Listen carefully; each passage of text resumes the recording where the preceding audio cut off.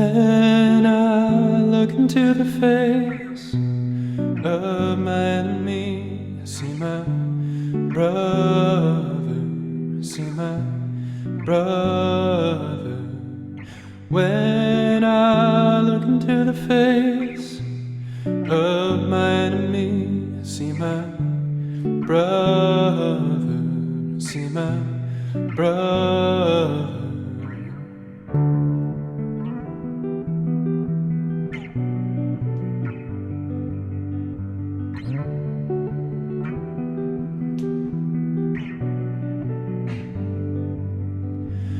When I look into the face of my enemy, I see my brother, I see my brother. When I look into the face of my enemy, I see my brother, I see my brother. Forgiveness is the garment of our courage, the power to make the peace we long to know. Open up our eyes to see the wounds that bind all of humankind.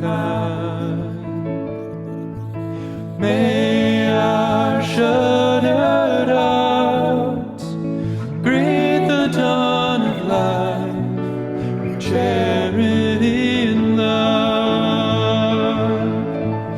When I look into the face of my enemy, I see my brother, I see my brother. When I look into the face of my enemy, I see my brother, I see my brother. When I look into the face of my enemy, I see my brother, I see my mother, I see my sister, I see my father.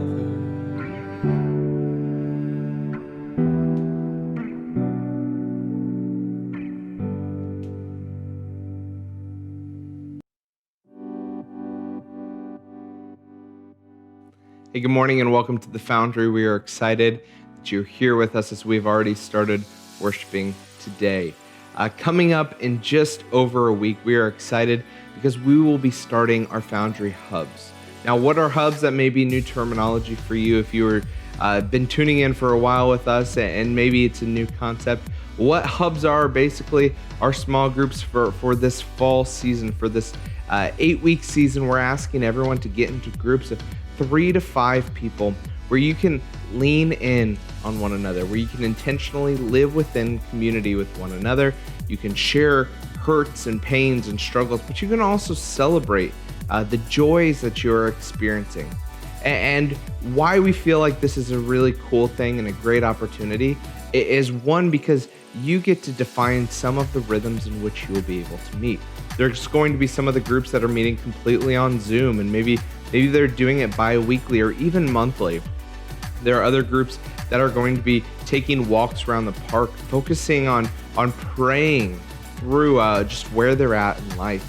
And there's going to be other groups that say, hey, let's go ahead and get on someone's back patio or back porch or on their rooftop deck just to share life, maybe even weekly, where we can dive a little bit deeper.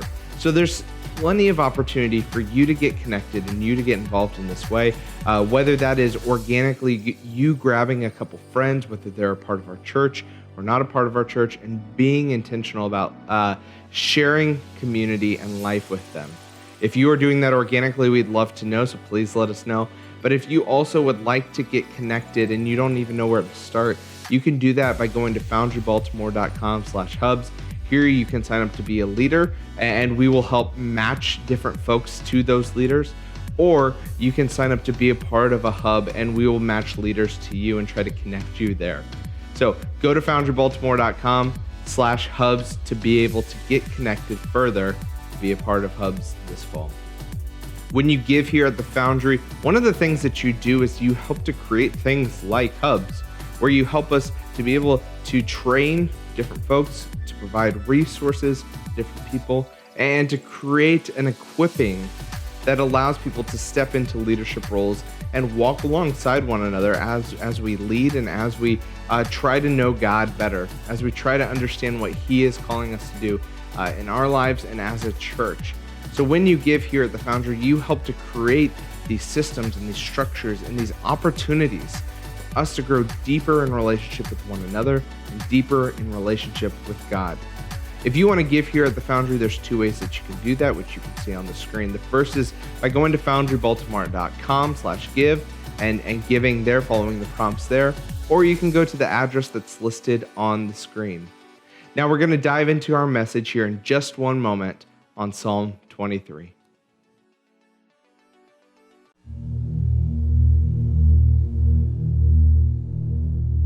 The Lord is my shepherd. I lack for nothing. He makes me lie down in green pastures. He leads me beside quiet waters. He refreshes my soul. He guides me along the right paths for His name's sake. Even though I walk through the darkest valley, I will fear no evil, for You are with me. Your rod and Your staff, they comfort me. You prepare a table before me in the presence of my enemies. You anoint my head with oil, and my cup overflows. Surely Your goodness and love will follow me all the days of my life, and I will dwell in the house of the Lord forever.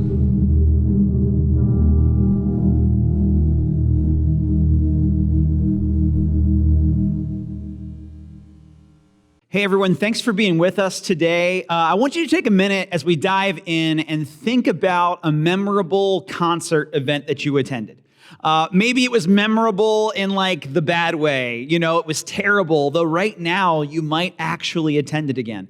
Or maybe it was memorable for like all the right reasons, like it was just an amazing experience. Well, drop those into the comments. Let's get a good conversation going there. And in 2001, Amber, who was then my, someone I was dating, we went to see a band called Dashboard Confessional. And the genesis of Dashboard Confessional, if you're unfamiliar with the emo sensation that it was this. It was a lead singer of a post-hardcore band that wrote some songs that didn't really translate to the genre and the style that his band was playing. And so he kind of took them to the acoustic guitar, recorded them. They were all very vulnerable, very emotional, and this thing blew up huge. This little side project became like a main stage, sell out the clubs, ultimately go to the arenas type of thing. And Amber and I went to see this show kind of at the club stage. About 1,000 people gathered, and it was a funny blend of people. There were folks that were definitely kind of the college frat boy kind of deal, or those who, teenage girls kind of in the crowd. But then you also had like post-hardcore dude with like gauges and piercings and tattoos, and like all of us were kind of like doing our own thing, curmudgeonly. The moms were up in the balcony, and then Dashboard Confessional comes on.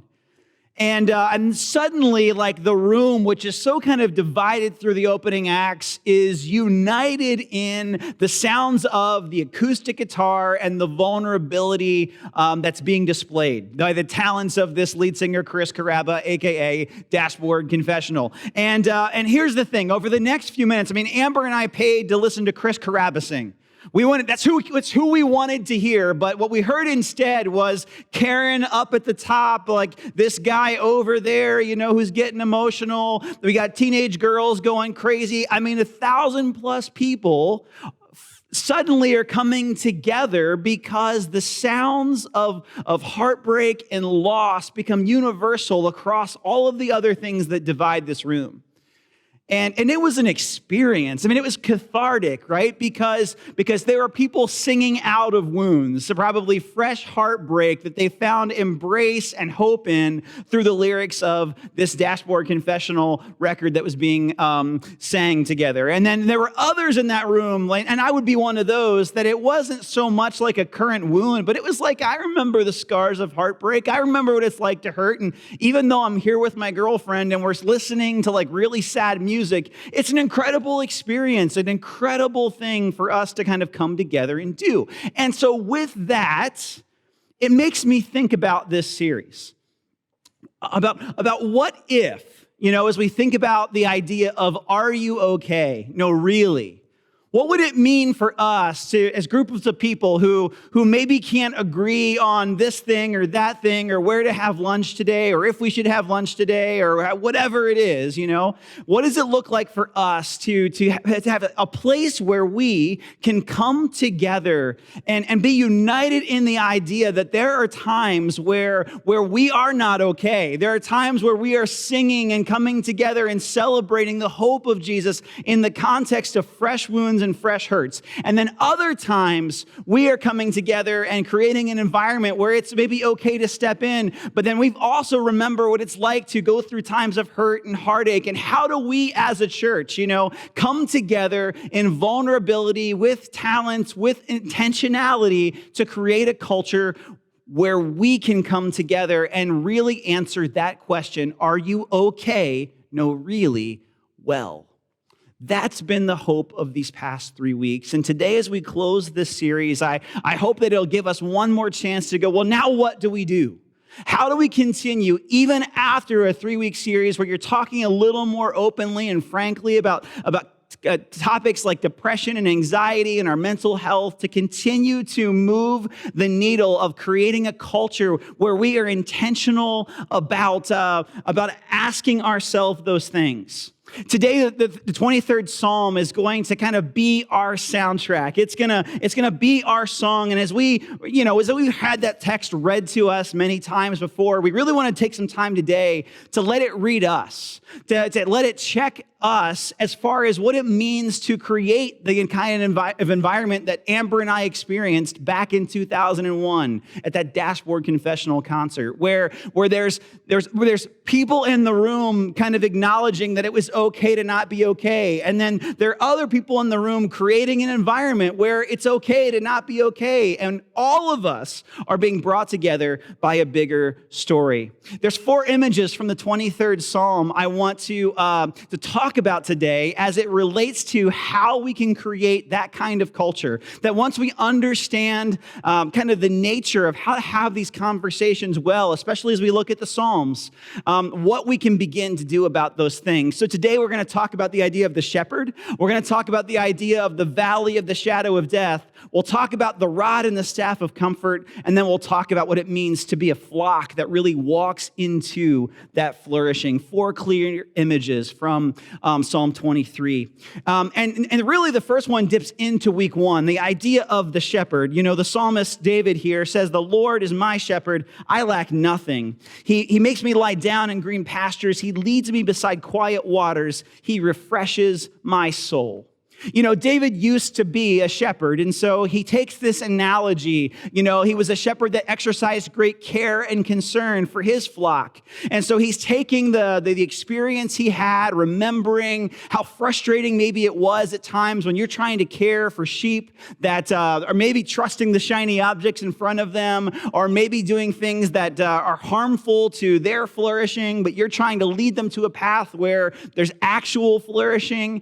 He talks about that level of intention and then looks back at himself and says, God, you've been that kind of shepherd to me. When I've trusted in you, I've lacked nothing. I've had what I've needed. I've had the hope. But conversely, and we know these times from David's life, when he's trusted other things, it has left him waiting and wanting, and it has left him with a hollow feeling. And we can think about that maybe in terms of what we talked about in week 1, that there's things that we can trust in that will leave us, numb. There's things we try to do, out-blame, outrun, out-drink, out-medicate, all kinds of things to try to run away or numb ourselves from the pain that we're experiencing. And what David wants us to know, what David starts this psalm with, and what is important for us to consider as we consider the source of how we create a culture of hope and healing in our church community and beyond it, is to first kind of look at the heart of the Good Shepherd.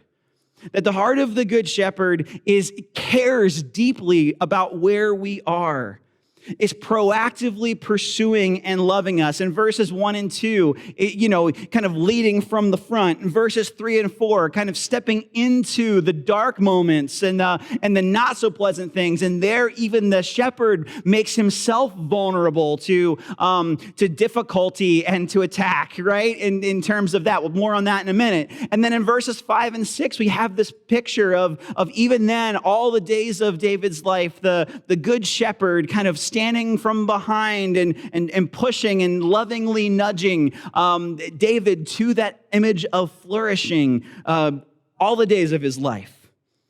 We have this picture of God actually caring about where we are. And so we have position and power to be vulnerable and to say, hey, I'm not good.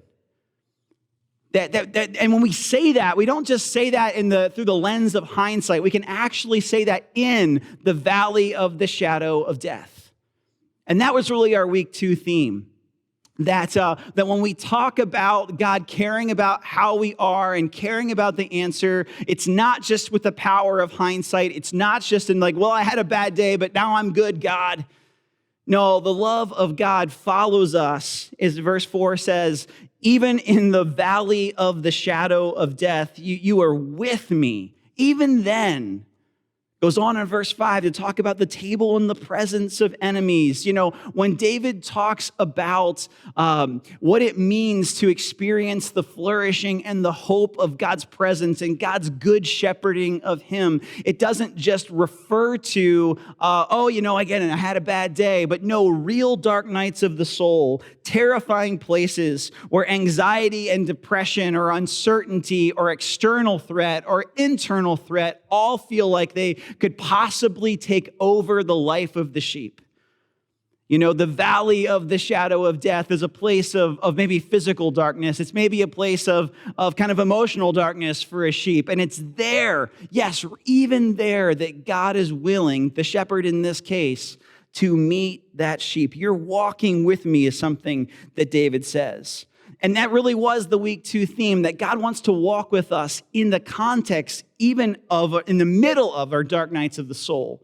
If we go back even to the very first series that we preached in this digital format, it was a series called 40, where we looked at the Old Testament and we looked at different number 40s, 40 days, 40 years, times of wandering and meandering where God's people were uncertain about their circumstances, and the hope of the love of God had to meet them in the midst of some crazy times, in the midst of external threats, in the midst of internal discord and discomfort. And to call Jesus the Good Shepherd, to call God the Good Shepherd, is not the commitment to have a life immune to trouble, but to invite God into these places. God, will you meet me here? And to wrestle with whether or not he actually will.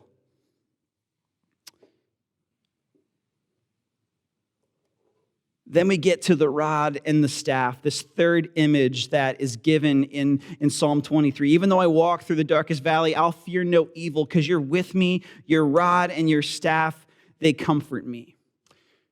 So what we have here is the shepherd is expressing love and care in the valley of the shadow of death is not just platitudes and sentimentality, but the shepherd actually has some tools that equip and help that sheep who feels lost, who feels external threats, who feels internal threats, to process the reality of where they are and to guide them to that life. If I go back to my original analogy, it's vulnerability, talents, and song that Dashboard Confessional cultivated that created that kind of environment.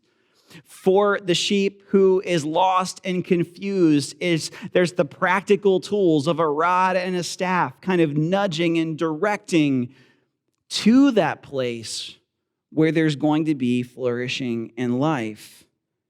It's a reminder to us that so many times that the way in which hope and healing take place in the scriptures is not just with the immediate, relenting of difficult circumstances. I mean, I would like that. That would be nice, right? But so many times what we see instead is God meeting the sheep in the dark nights of the soul, in the practical moments, and kind of walking with along the way, nudging, guiding, and directing. A good example of this outside of David's life is Elijah in 1 Kings 18 and 1 Kings 19. 1 Kings 18, you have kind of this supernatural moment, the way God uses Elijah to get attention of Jezebel and to Israel and to everyone that's kind of watching is through a super miraculous event.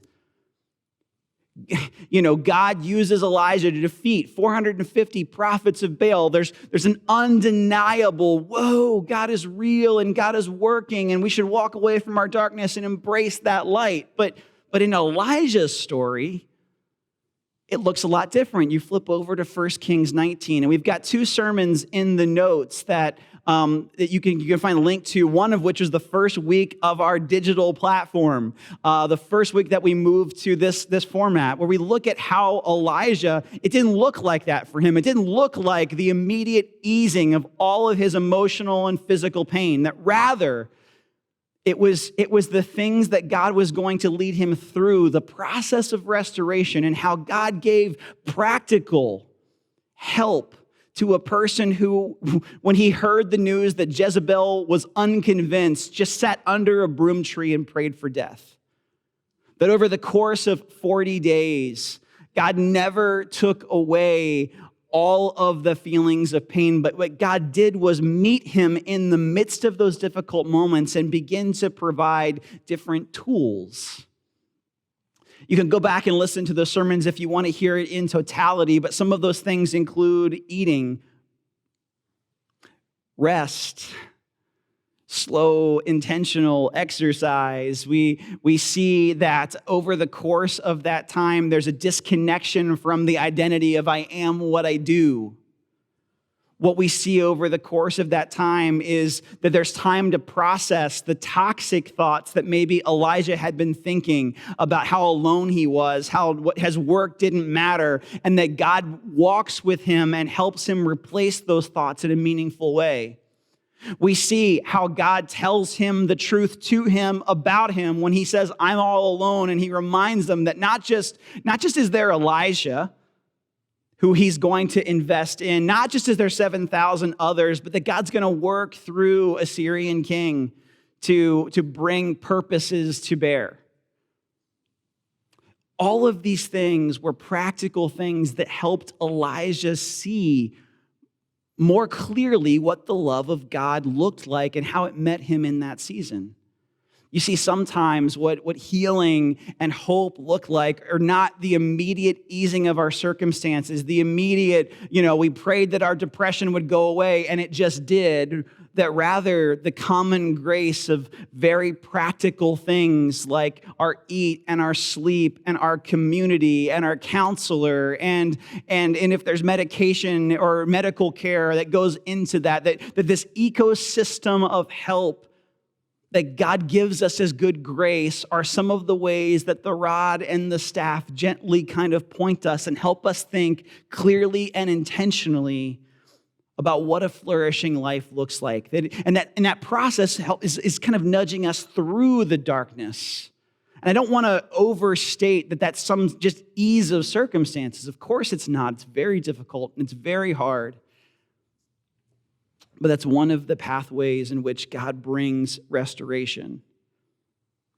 And then lastly, we see this idea of the flock, that ultimately when we look at verses 5 and 6, we see this there begins to be a little bit of a mixed metaphor. But one of the things that David talks about in relation to the idea of the shepherd and the sheep is that what the shepherd is interested in is connecting the sheep to a flourishing, hopeful community. Right? A place where there's peace, even in the context of enemies. A place where you can dwell all the days of your life, the house of the Lord. It's the picture of the temple, right? Which is tongues, tribes, nations. It's communal in nature. The sheep are communal in nature, and so I want to just take a minute here and just kind of as we close our time together today to talk about what it looks like for us to consider maybe our role as a sheep as part of a greater flock. That as we've been loved by this good shepherd, how do we create an environment of flourishing, not just individually in our corner, but for everyone that might call the Foundry their home, for everyone that wherever we're scattered amongst, that the people that we kind of love and care for.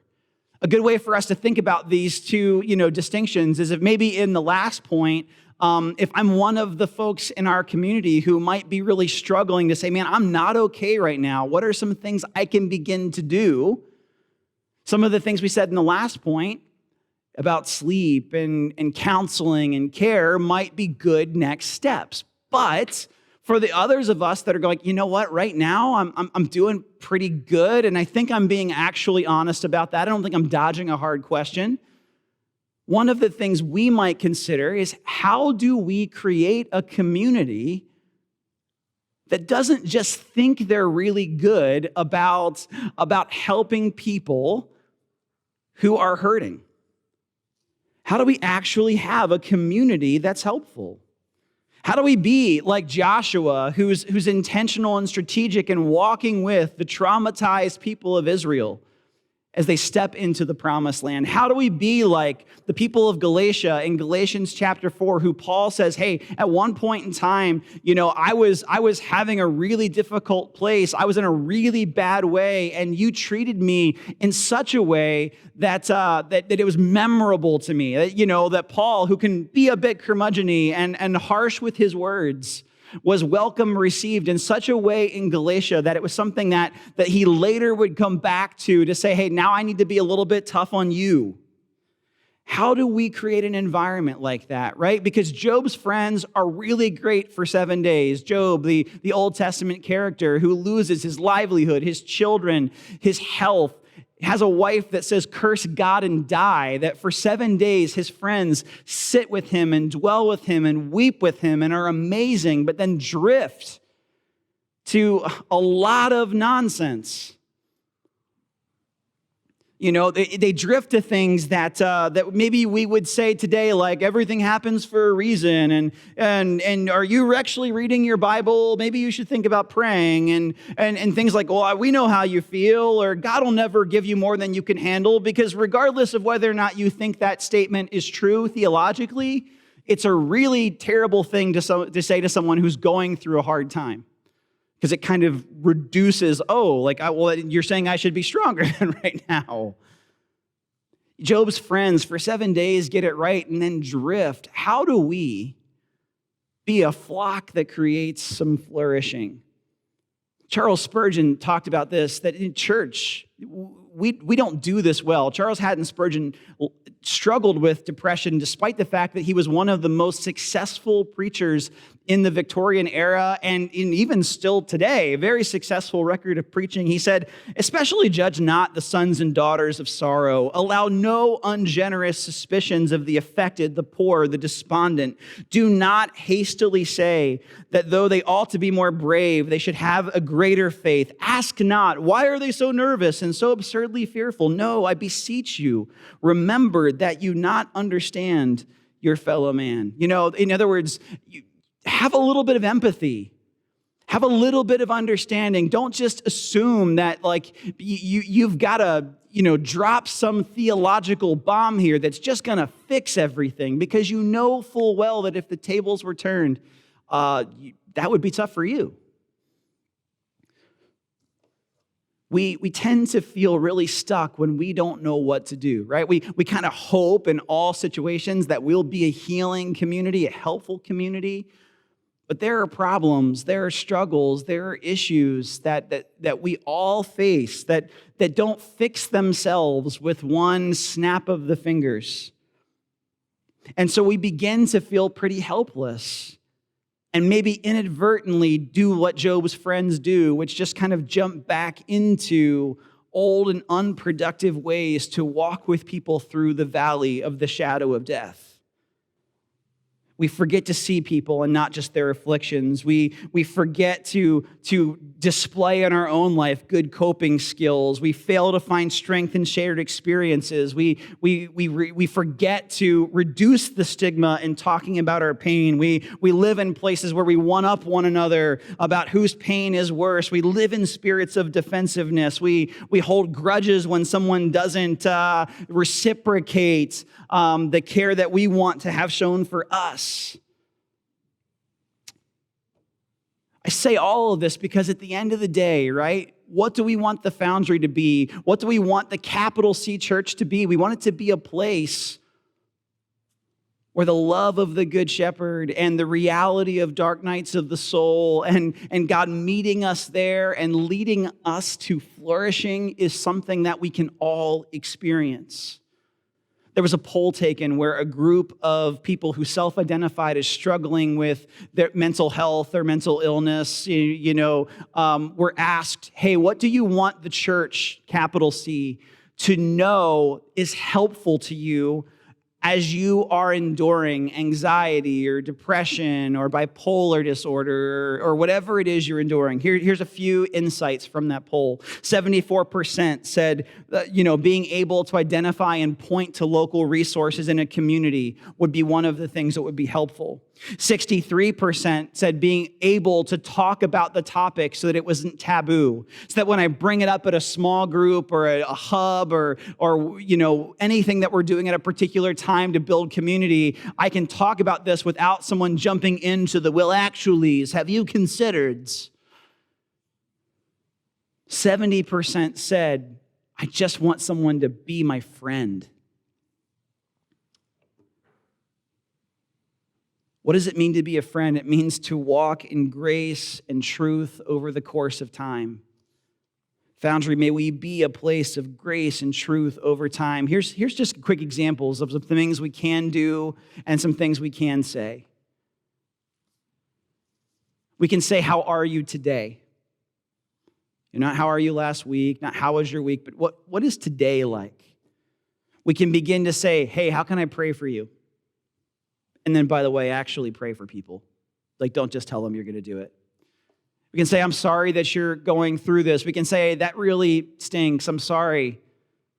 I'm here. I hurt with you. Those are all really good things, helpful things to say. So much more helpful things than many of the stuff that Job's friends, well-intentioned or not, clung to in the midst of Job's difficult season. But there's also things we can do. We can hug, we can elbow bump, we can do the little foot thing in the COVID era, anything that sort of marks presence. We can sit with people. We can listen to stories without jumping to fixing or saying things like, I know exactly how you feel, because you don't, actually. Even if you've been through something that was apples to apples in comparison, the human heart has nuance. We have different feelings. The way we express those feelings, it's well intended, but don't say it. We can talk about something else. You might have a friend who's struggling right now that doesn't want to talk about what it means to have anxiety, but maybe wants to talk about how, if ever, the Ravens can beat Kansas City in a meaningful game. You can sit with good friends, you can drink good coffee and eat good food, or you can proactively meet a need without first having to ask the question, is there anything I can do? You can just do it. You can just say, hey, when can I watch your kiddos? Hey, I'm going to drop something by. I got something for you. We can be people of compassion and empathy. Compassion asks us to go where it hurts, to enter places of pain, to share in brokenness, fear, confusion, and anguish. Compassion challenges us to cry out with those in misery, to mourn with those who are lonely, and to weep with those in tears. Compassion requires us to be weak with the weak, vulnerable with the vulnerable, and powerless with the powerless. And we can do any and all of those things because that's what the Good Shepherd has done for us. Who's loved us by leading out in the front, who's loved us by making himself vulnerable, who's loved us by pursuing us when we've gone to the left or to the right or just in general astray. May you encounter that love today, the love of that Good Shepherd, and may that move from your head into your heart, into your body, into your soul. May it call you to follow the still small voice that's leading you to next steps of restoration and peace, as minuscule as those steps may feel. And may it help you in compassion and empathy make space to enter the struggle of others. At this point, we're going to move to a time of communion. And so hit pause if you need to assemble bread and cup or whatever you've got there at your place of watching. In verse 5, there's this great proclamation that you prepare a table before me in the presence of my enemies. Meaning, you meet me right in the thick of my battle, and you create a safe place for me. That's what we celebrate in communion.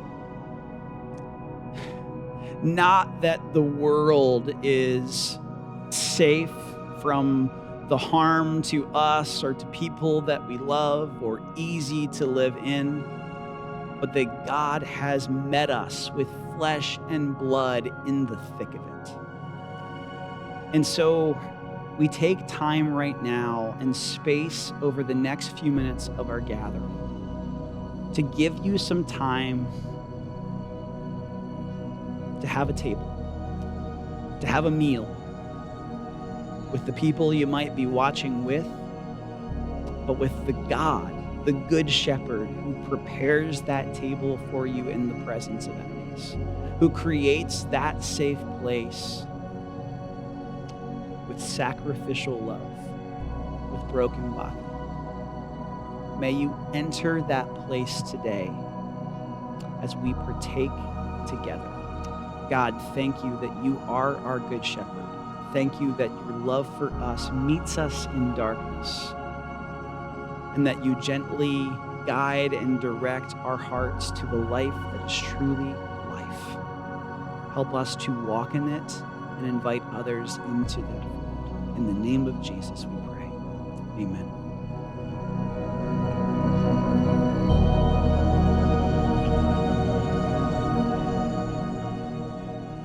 As we conclude our service today and our series, Are You Okay? No, Really? We have been spending some time intentionally at the end of our services trying to practice out what we've been learning. Today's no different, but where it is a little bit different is in previous weeks, maybe we've created a little bit of space for just emotional honesty, where we've asked you to share unresolved feelings. We've not wrapped things up in a pretty bow. And today, it may be a little bit different. We obviously talked about Psalm 23, which is very, very different than Psalm 88, which we covered last week. And today we want to continue to practice worshiping in these ways, in two different ways in particular. First, we read in Psalm 23 about God's relentless pursuit of us. Regardless of our situation, regardless of our standing, He is relentlessly pursuing us and can provide a comfort and a support that we need, both in the good days and in the bad. And so for the next couple minutes, I'm going to break away and put a prompt on the screen asking you just to take a moment to share with God what you need with them. And as you do that, consider how you are also going to create space within this week to have another opportunity to share in these needs with God.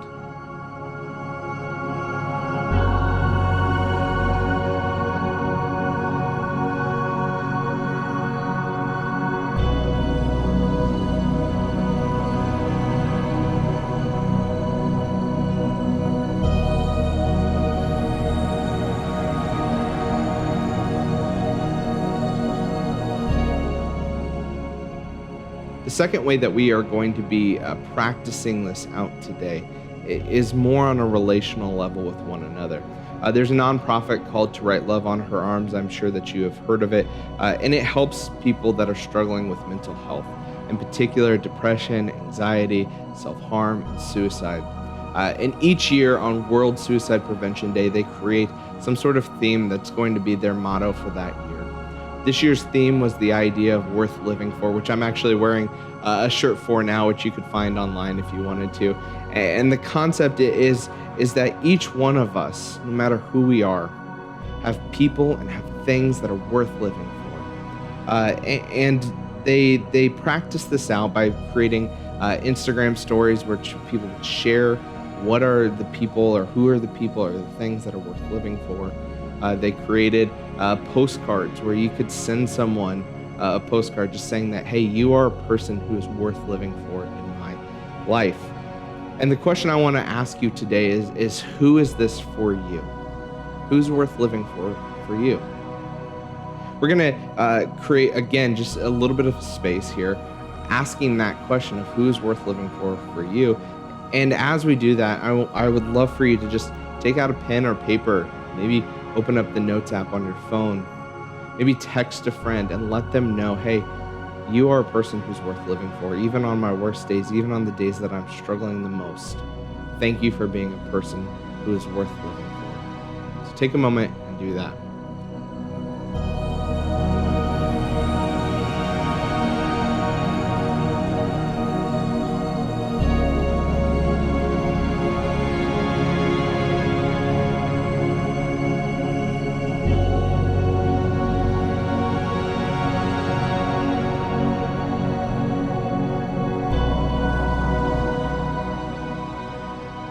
As you consider who in your life is someone who is worth living for, I challenge you to think about a way to share this with someone, to share with this person the impact that they have made on your life, the impact that they continue to make, both on the good days and on the bad days.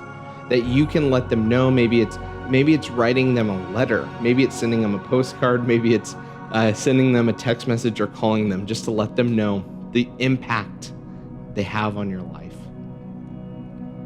We believe that also Jesus is the hope of the world.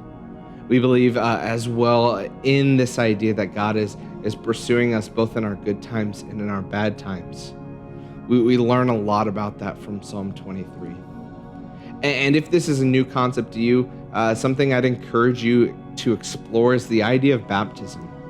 With baptism, we are saying, God, we can't do this ourselves. We need someone to advocate for us. We need someone to step near. And God, we are trusting you in the midst of pain and despair, but also in the midst of great days. God, we are trusting you to know what we should be doing. We'd love to talk more about baptism with you. And if that's something that you would like to do, please send us a message and we'd love to connect with you.